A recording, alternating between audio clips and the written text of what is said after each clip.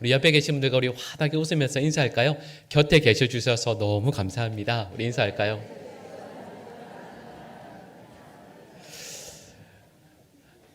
여러분, 오늘을 저희가 추수감사주일 이렇게 해서 지켜요. 한 해 동안 하나님께서 우리에게 베풀어 주신 은혜들을 하나하나 감사하면서 또 하나님께 영광 올려드리는 날이죠. 근데 여러분, 그것도 혹시 아시나요? 원래 저희가 추수감사절이라고 하는 이 명칭이 실은 잘못된 거예요. 왜냐하면 이 추수감사절이 시작된 곳이 미국이잖아요.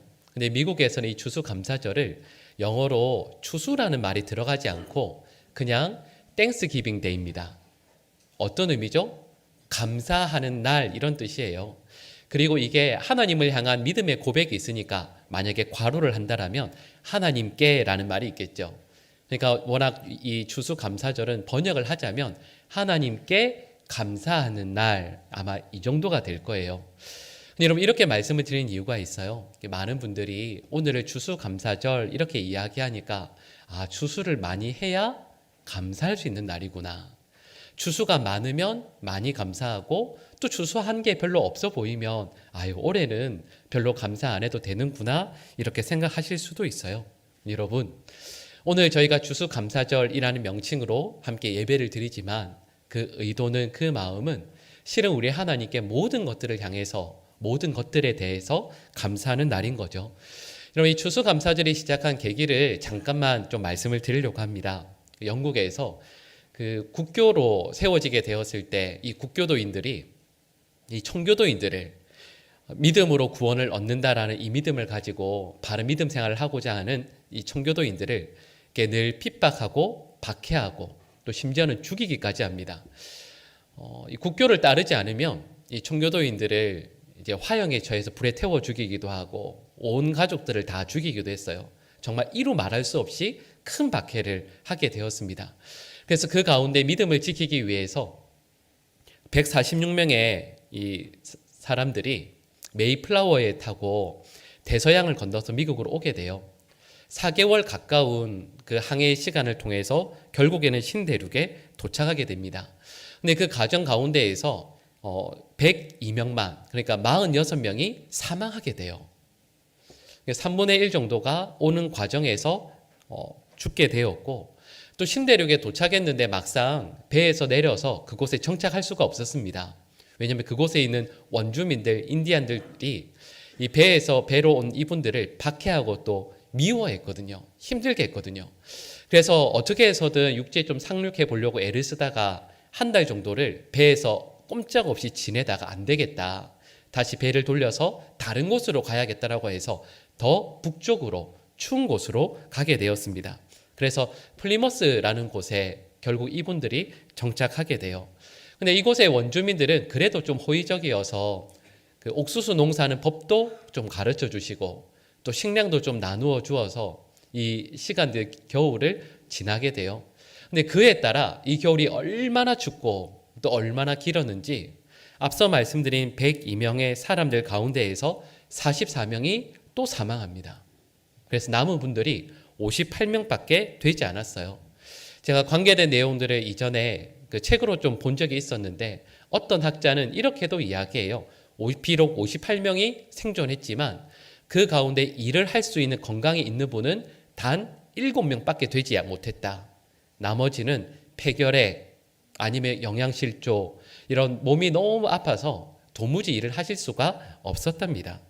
근데 여러분, 이분들이 다 영국에 계실 때에는 지식인들이었고 도시 사람들이었거든요.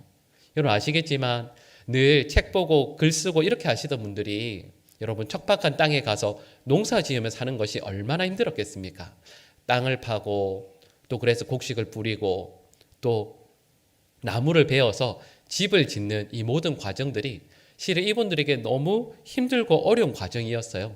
혹독한 추위, 또 배고픔, 이 모든 것들을 견디는 것도 너무 큰 고통이었고, 또 더욱더 큰 문제는 이런 고통이 언제 끝날지가 도무지 짐작이 안 되는 거죠.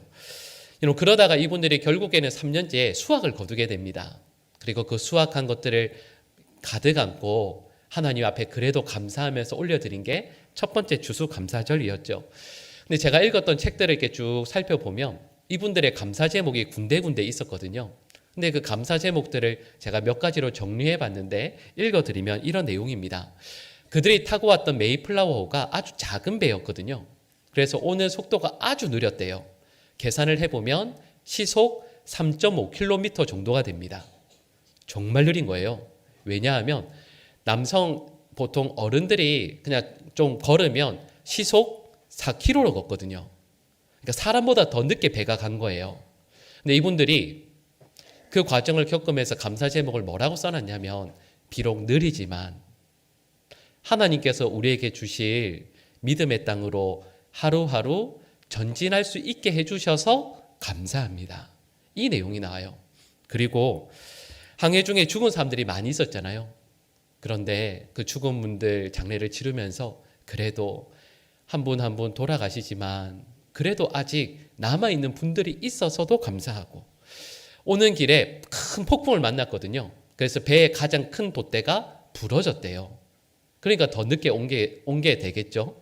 근데 이분들이 뭐라고 쓰냐면 하나님 저희가 이 믿음의 길을 나섰지만 순풍만 만난 것이 아니라 비록 큰 폭풍을 만나서 이 돛대가 부러졌지만 그래도 파손당하지 않고 우리를 지켜주셔서 하루하루 가게 하심도 감사합니다.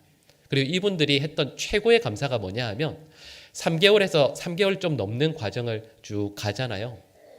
근데 가는데 그 배에 탄 사람들 중에서 단 한 분도 다시 안전한 영국으로 돌아가자고 하는 분이 한 분도 없었대요. 여러분 이스라엘 백성들이 출애굽해서 광야에서 헤매일 때 늘 원망했던 게 뭐죠? 돌아가자였잖아요. 맛있는 거 있고 따뜻한 집 있는 거기로 돌아가자. 그런데 메이플라워에 탄 모든 사람들이 죽기도 하고 또 중간에 어려움들도 정말 많지만 그래도 우리는 하나님께 예배할 수 있는 믿음의 땅으로 나아가길 원합니다. 한 분도 돌아가자는 이야기를 안 했대요. 그게 너무 감사했다라는 거죠. 그리고 이렇게 나쁜 인디언도 처음에는 만났지만 좋은 분들도 만나서 이곳에 정착할 수 있음도 감사합니다. 그러니까 실은 첫 추수감사절이 어떠했을까라는 생각을 해보면 제가 앞서 몇 가지 감사의 내용들을 쭉 말씀을 드렸지만 이 추수감사절은 우리가 짐작하는 것처럼 정말 풍성하고도 많은 수확 그리고 윤택한 삶 또 기도했던 모든 내용들이 응답받아서 그것 때문에 환하게 웃으면서 감사하는 그런 예배가 아니었어요. 참으로 괴로운 실은 이곳에 온 지 3년 만에 수확을 해서 예배 드리는 그런 순간이었죠. 근데 여러분 이분들의 삶이 어떠했겠습니까? 여러분 3년 만에 수확을 거두었으니까 그동안은 수확이 없었다라는 뜻이잖아요. 그러니까 들에 나가서 작은 어떤 사냥해서 사냥감으로 겨우겨우 버티고 그마저도 없으면 우리 민족의 표현대로 하자면 풀뿌리 벗겨서 그거 먹고 산 거예요. 3년 동안 새로운 옷을 지을 여유가 있었겠습니까? 영국에서 왔던 그 옷 그대로 3년 내내 입고 살아가는 거죠. 여러분 그러니까 첫 추수감사 예배는 말 그대로 눈물과 콧물이 범벅되어서 슬픔과 비탄의 예배가 되었을 겁니다. 미국에서 저도 추수감사절을 보내봤는데 거기에는 왜 큰 고기 있죠. 네, 칠면조 어떻게 아세요? 칠면조로 이렇게 큰 그걸 제가 해보니까 하루 종일 그걸 이렇게 익혀야 되거든요. 그거 하고 온 가족들 둘러 모여서 파티하면서 즐겁게 노래 부르면서 맞이하는 추수감사절을 생각하는데요. 실은 이들에게 추수감사절은 전혀 그런 모습이 아니었습니다. 그런데 하나님께 진정 감사하며 온 마음을 다해서 드리는 감사의 예배였다라는 건 분명하죠. 여러분 이분들이 목숨을 걸고 대서양을 건너 신대륙에 온 이유는 다른 게 아니에요. 여기 와서 성공하겠다. 우리 자녀들 앞으로 여기서 잘 돼서 엄마 아빠는 고생하지만 너희들은 잘 되어라. 이렇게 온 게 아니에요. 이유는 이곳에서 하나님을 온전히 예배하고 바른 믿음의 삶을 살아가길 간절히 소원했기 때문이죠. 여러분 그래서 앞서 말씀드렸던 것처럼 처음에 출발은 148명이었지만 결국 도착하게 된 건 58명 뿐이었습니다. 여러분 생각해 볼까요? 여러분 이렇게 힘든 과정을 쭉 거치면 여러분 가장 먼저 누가 생명을 잃겠습니까? 예, 제일 먼저는 연세가 많고 몸이 아프신 노약자분들. 두 번째는 누굴까요? 아이들요. 여러분 처음에 출발했던 분들의 3분의 1 정도만 남았어요. 근데 그 상태로 추수감사절 예배를 드려요. 여러분 예배 드리는 모든 가정이 사랑하는 부모님을 또 사랑하는 아이들을 잃고 예배 드리는 거예요. 여러분 그때 어떻게 감사할 수 있겠어요? 우리가 생각하는 것처럼 어떻게 영광 가운데 감사하면서 예배 드릴 수 있겠습니까? 앞서 제가 음식이 보잘것 없었을 거라고 말씀을 드렸어요. 수확한 게 뭐라고요? 옥수수예요. 그럼 여러분 거기 있는 음식은 대부분 다 뭘까요? 옥수수예요. 여러분 옥수수로 할 수 있는 요리가 과연 뭐가 있겠어요? 그러니까 처음 총교도인들이 하나님 앞에 예배하는 그 자리는 사랑하는 가족들을 다 잃고 눈물로 눈앞에 보잘것없는 음식들 이렇게 놓고 드리는 그런 예배였다라고 말할 수 있습니다. 근데 다시 질문해 볼까요? 근데 이분들이 왜 이 예배를 감사절이라고 불렀을까요? 여러분 이렇게 예배 드리는데 뭐가 감사해서 그렇게 좋아서 이 날은 감사절이다라고 스스로 불렀겠습니까? 이유가 뭘까요? 자, 그럼 여기까지 제가 질문을 하고 나서 우리 오늘 본문 말씀을 한번 읽어보실까요? 데살로니가전서 5장 16절에서 18절 말씀을 우리 같이 읽겠습니다. 항상 기뻐하라.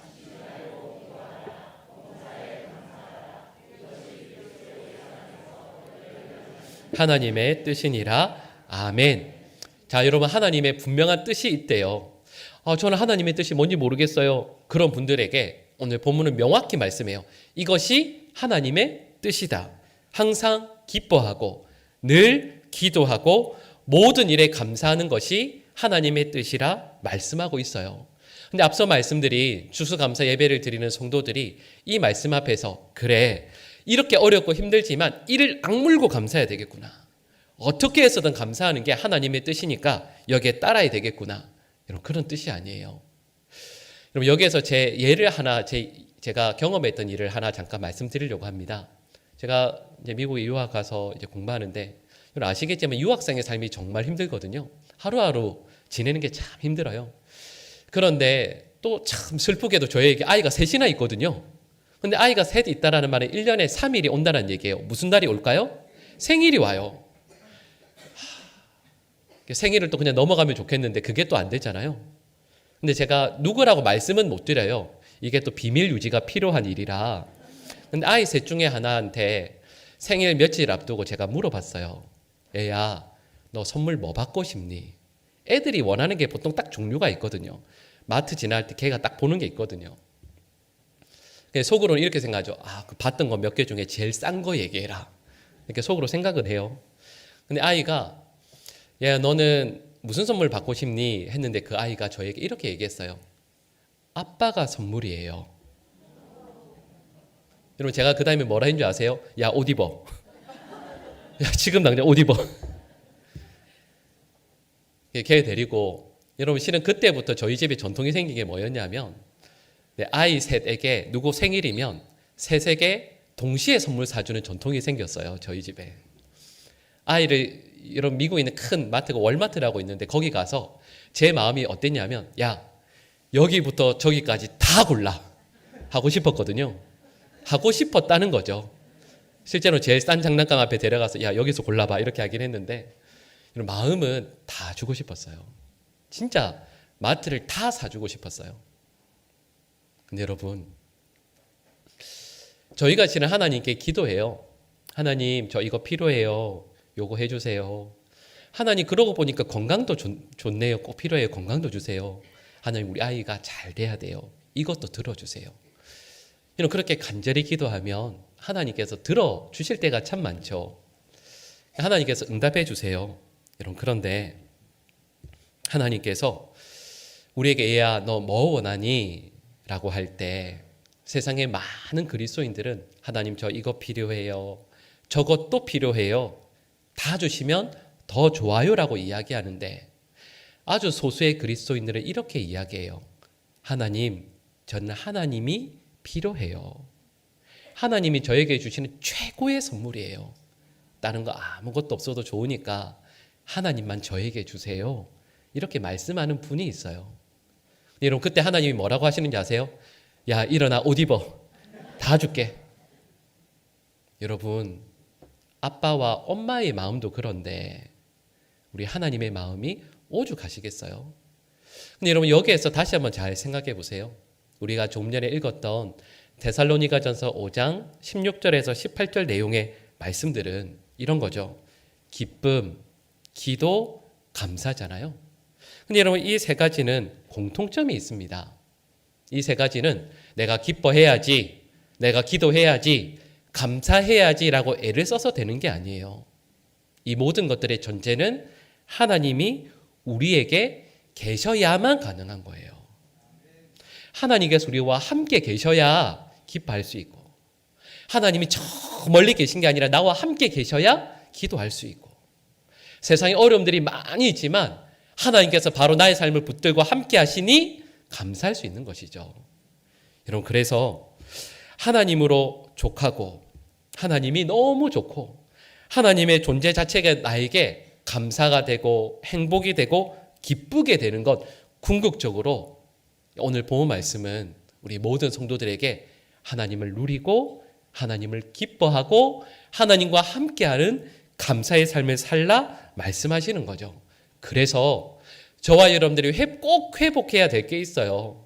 생각해보면 사업하시는 분들은 매출도 제일 좋았을 때처럼 회복하면 좋겠고, 가게 하시는 분들은 우리 가게 수입도 좀 예전에 정말 호황일 때처럼 회복하면 좋겠다. 아이들은 예전에 정말 성적 좋게 받았을 때 성적도 회복해야죠. 회복해야 될 게 참 많아요. 그런데 우리 성도들이 꼭 회복해야 될 게 있어요. 하나님 앞에 순전하게 믿음 생활하고 세상의 그 어떤 것도 아닌 하나님 한 분으로 만족해하며 기뻐하던 바로 그 순간의 믿음을, 감사를 저희 모두는 회복해야 하는 것이죠. 여러분, 그래서 C.S. 루이스가 썼던 그 책 중에서 이런 문장이 있습니다. 한번 잘 들어봐 주시겠어요? 모든 것을 다 가진 사람이라도 하나님 한 분만 가진 사람보다 더 많이 가진 것이 아니다라는 문장이에요. 생각해보면 이 말씀이 참 맞아요. 아무것도 없어도 하나님께서 우리와 함께 계시면 세상의 모든 것을 가진 사람보다 오히려 훨씬 더 풍요롭고 감사함을 고백하는 것이 우리 믿음의 백성들 아니겠습니까?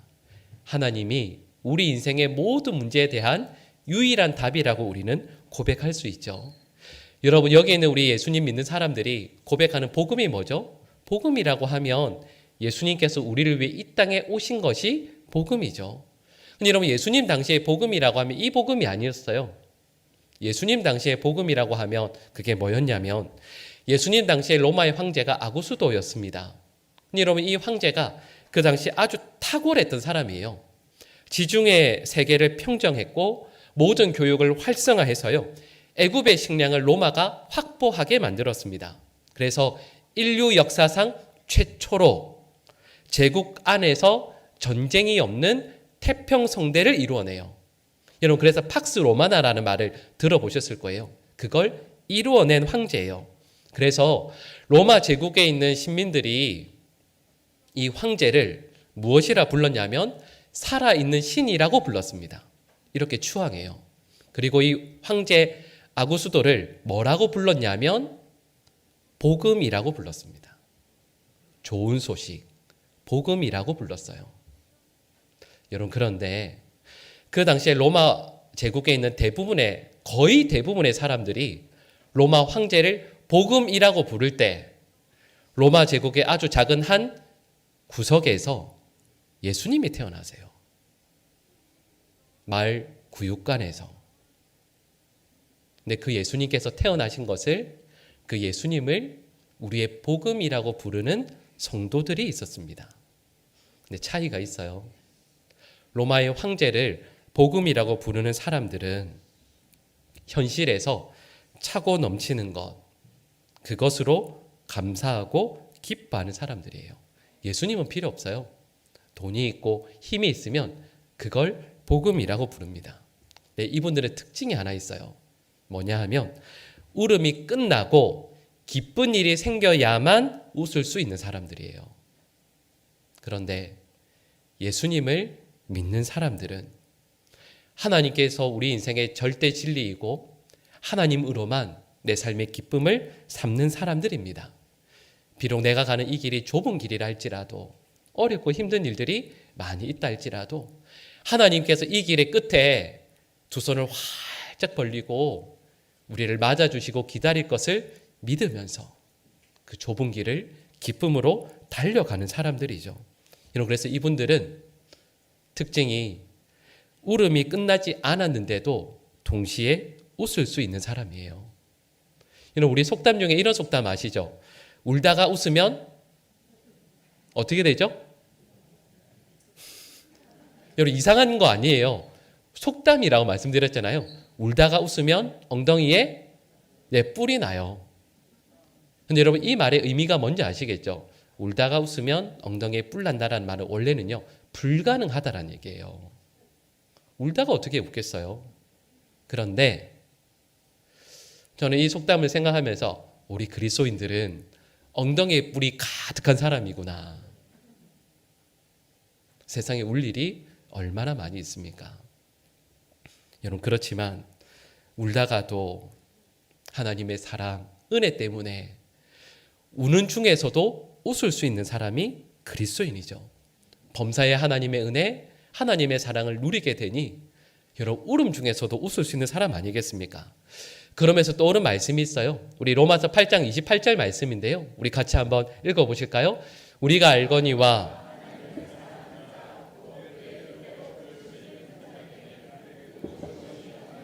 선을 이루느니라. 아멘. 여러분, 하나님을 사랑하는 자에게 우리 주님께서 모든 것을, 아무리 큰 슬픔, 아픔, 눈물이라 할지라도 그 모든 것들을 아름답게 빚어내시고 만들어내셔서 귀한 선을 이루어내시는 거죠. 여러분, 앞서 말씀드렸던 첫 추수감사주일은, 첫 추수감사절은 다시 한번 말씀을 드리면 울면서도 웃은 날이라 말할 수 있습니다. 모두가 울고 있지만 하나님 한 분 때문에 웃으며 맞이했던 순간들이죠. 세상의 사람들은 현실에 기쁨이 없으면 웃을 줄 모릅니다. 그리고 현실에 기쁨이 있으면 당연히 자연스럽게 웃게 되겠죠. 여러분, 그런데 성도는 고난 중에서도 예수님이 있기 때문에 웃는 사람입니다. 여러분, 그래서 항상 기뻐하고 쉬지 않고 기도하고 범사에 감사할 수 있는 이유가 되는 것이죠. 예수님께서 우리와 함께 하시는 것을 온전히 믿기 때문입니다. 우리 추수감사주일을 맞이하면서 실은 저희들은 이 예배 시간을 맞이하면서 어떤 분들은 그러실 거예요. 여러분, 앞에 보시면 강단을 너무 예쁘게 아름답게 장식해 주셨죠.